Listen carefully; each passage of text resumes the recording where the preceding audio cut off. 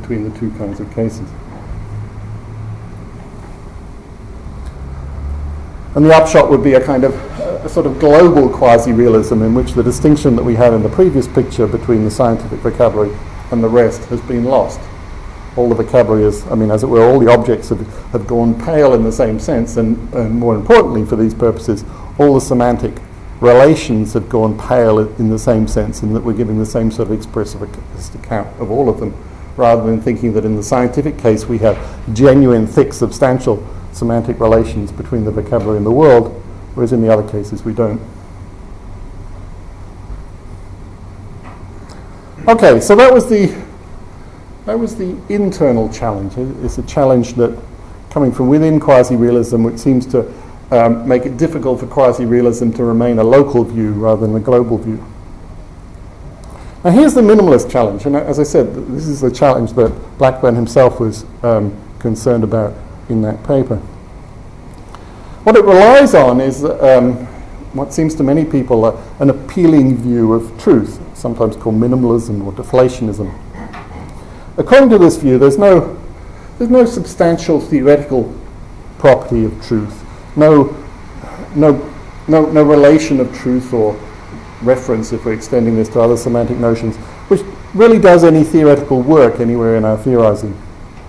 On the contrary, the truth predicate is just a grammatical device for what's called disquotation, meaning that by adding it to a quoted sentence, we can say what we can say with the unquoted sentence.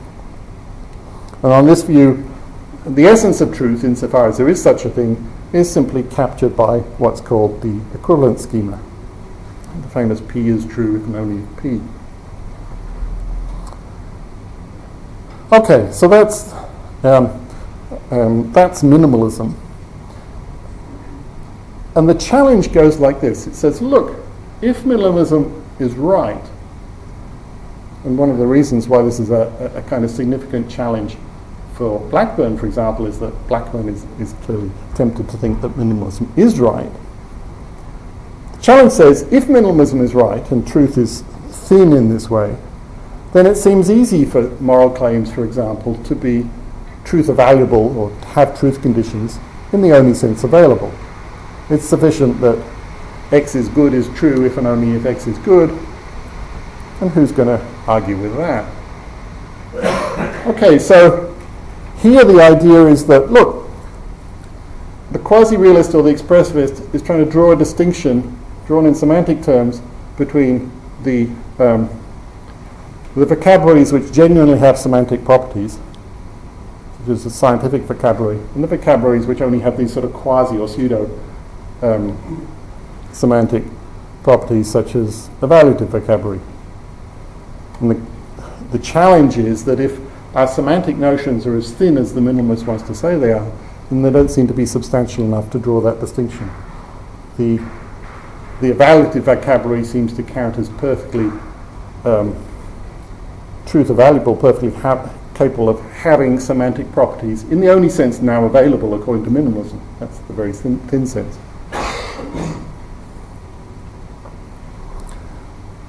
And the consequence of this seems to be, and has often been said to be, that if minimalists are right about truth, then expressivists must be wrong about such things as moral claims. For minimalism makes it very easy to be truth-evaluable in the only sense available. All sorts of people seem to have endorsed this argument. The first person I know of who did it in print is, I think, is John McDowell from an article in about 1981 or so. But clearly it was an idea which was around a lot at that time and later. So the idea is that minimalism seems to be bad news for expressivism. And this is the minimalist pressure to make everything the same that Blackburn was alluding to in the passage that we had at the beginning.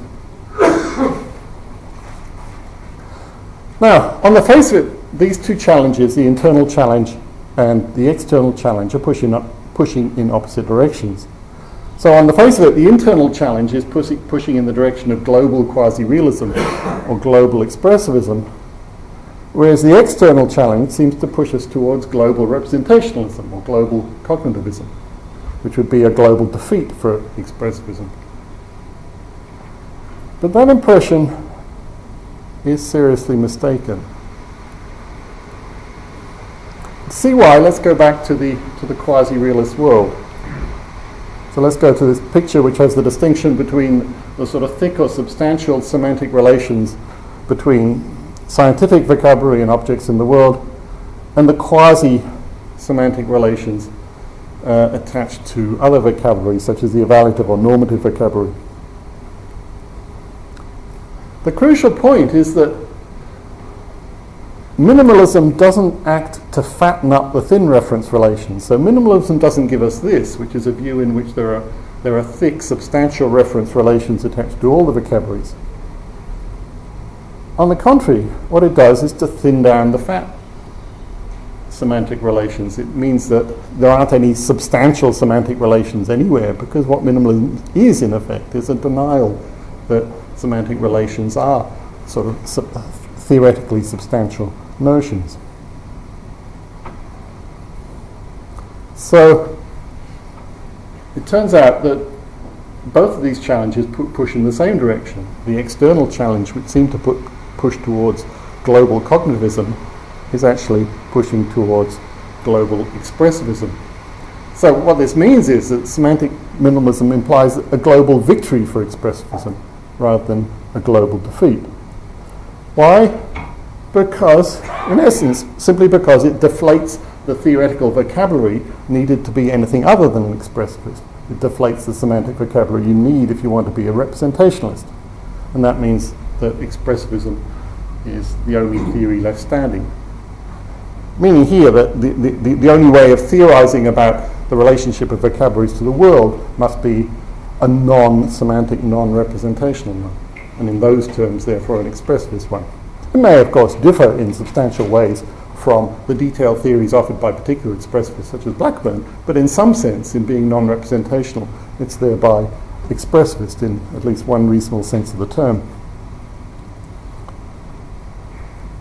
Okay, but this global victory for expressivism doesn't come along with the kind of homogenization that Blackburn was worried about, because semantic minimalism leaves untouched the various positive claims expressivists wanted to make about the different functions of various vocabularies.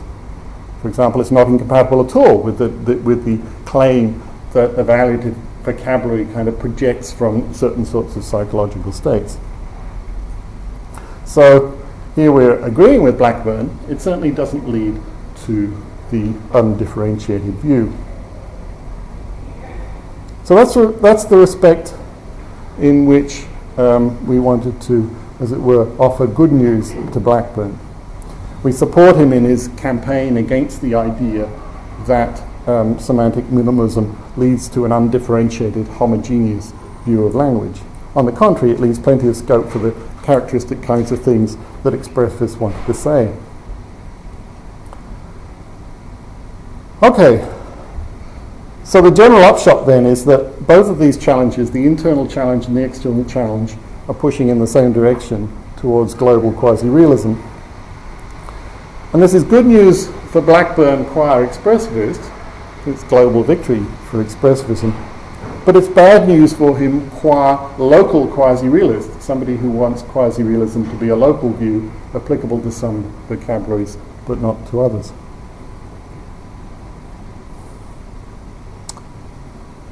Okay, we now want to say something about what seems to be the leading kind of, among other things, the leading idea in Blackburn's own work as to how this important distinction, important by his lights, distinction between, as it were, the quasi-real domains and the real domains ought to be drawn.